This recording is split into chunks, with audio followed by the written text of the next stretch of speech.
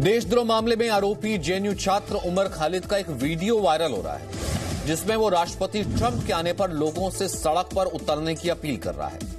Video में उमर खालिद कहता दिख रहा है कि अमेरिका के राष्ट्रपति ट्रंप भारत में होंगे तो हमें सड़क पर उतर जाना चाहिए। उमर खालिद कह रहा है कि 24 तारीख को जब ट्रंप भारत आएंगे तो उन्हें बताएंगे कि हिंदुस्तान की सरकार देश को बांटने की कोशिश कर रही है।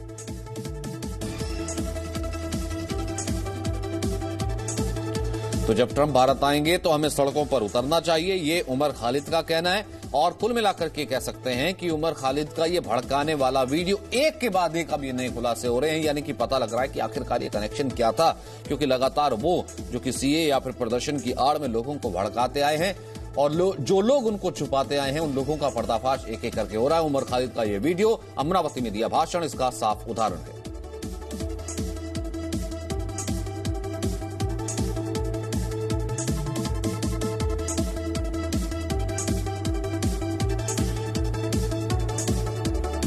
उमर खालिद का यह वीडियो है जो कि हो रहा है वायरल। अमरावती में उसने भाषण दिया था जिसमें उसने कहा कि ट्रंप आएंगे तो सड़कों पर निकलिए।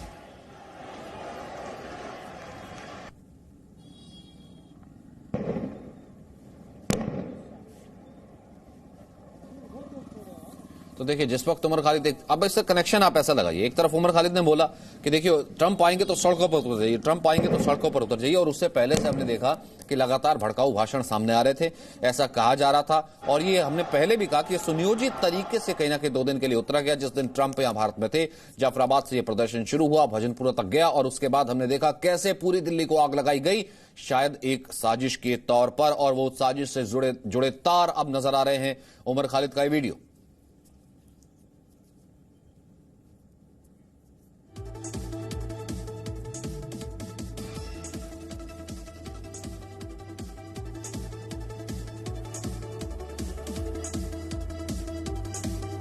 तो उमर खालिद ने अमरावती में भाषण दिया था जो कि वायरल हो गया।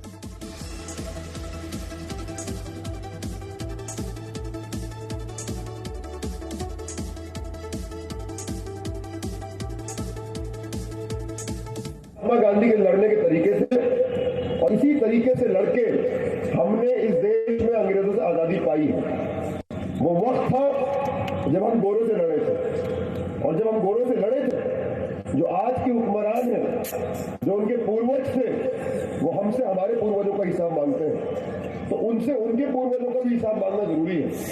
तो आरएसएस, हिंदू महासभा, इनके जो पूर्वज थे उस समय वो उन गोरों की दलाली कर रहे थे। जब हिंदुस्तान की आवाम कुर्बानी दे रही थी, जलियांवाला बाग से लेके तमाम जगहों पे महात्मा गांधी के लड़ने के तरीके से और इसी तरीके से लड़। तो आपने देखा उमर खालिद सीधे तौर पर भड़काऊ भाषण दे रहा है और ये कह रहा है कि देखिए जिस वक्त अब हमारे पूर्वजों का हिसाब, यानी कि सीए एनआरसी को लेकर के लोगों को भड़का रहा है।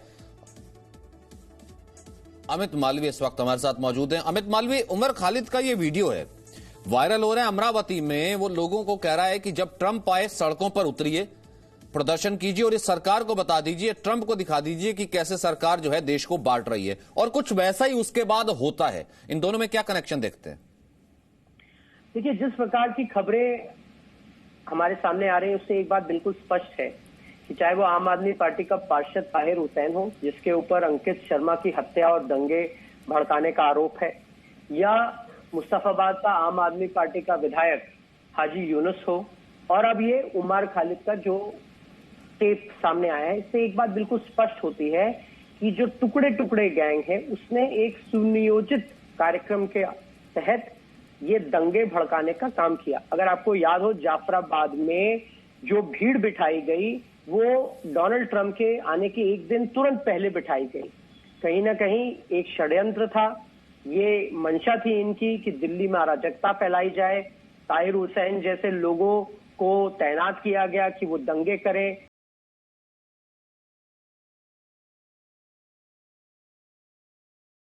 ये सारी चीजें उसी प्रकार से हुई जैसे इन्होंने प्लान किया था। जिस तरह से परतें खुलती जा रही हैं, जैसे जैसे इन्वेस्टिगेशन बढ़ता जा रहा है, मुझे पूरी उम्मीद है कि आम आदमी पार्टी का जो शीर्ष नेतृत्व है दिल्ली में, मुख्यमंत्री तक, और कांग्रेस पार्टी के जो बड़े नेता जिन्होंने शाहीन बाग से जाके तमाम भड़काऊ भाषण दिए, उनके रोल इन दंगों में क्या थे, इसका सच देश की जनता के सामने आएगा और देश को समझना होगा कि ये भारत के खिलाफ एक राजनीतिक षड्यंत्र है, ये सरकार के खिलाफ एक राजनीतिक षड्यंत्र है, ये देश की पार्लियामेंट्री डेमोक्रेसी को कमजोर करने का एक प्रयास है।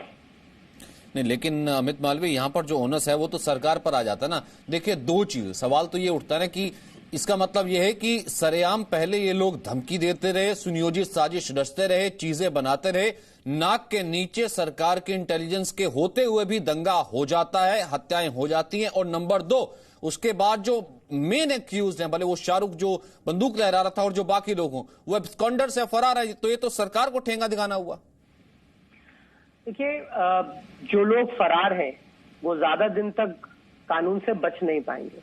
दूसरी बात, जब षड्यंत्र किया जाता है तो षड्यंत्र इंटेलिजेंस के नेटवर्क में आए, कितना आए, वो कितना उस पर कार्रवाई की जा सकती है, ये तमाम चीजें होती हैं, ये तो सब इन्वेस्टिगेशन में खुलेंगी।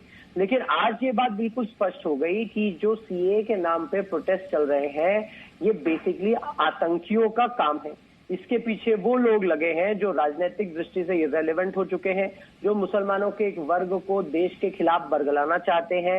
ये वो लेफ्टिस्ट संगठन है जिनका वर्चस्व आज सिर्फ मात्र कुछ यूनिवर्सिटी की फैकल्टियों तक सीमित रह गया है। ये सारी जो चीजें हैं जो आम जनता के सामने पहले नहीं आती, क्योंकि आम जनता अपने जीवन में व्यस्त रहती है, वो अब इन सारी चीजों को देख रहे हैं और समझ रहे हैं। जो उचित कार्रवाई होगी वो सरकार करेगी, वो कानून करेगी, पुलिस करेगी। ये दंगाई बच नहीं सकते, और चाहे वो कितना भी बड़ा आदमी क्यों ना हो, वो कितना भी बड़ा नेता क्यों ना हो, वो किसी भी प्रदेश का मुख्यमंत्री ही क्यों ना हो, वो कोई सांसद ही क्यों ना हो, जिसका रोल होगा वो सब सामने आएगा। अमित मालवीय, बहुत बहुत शुक्रिया फिलहाल हमसे बातचीत करने के लिए। एक बार फिर से सुन लेते हैं उमर खालिद ने क्या कहा, किस तरीके से भड़काया।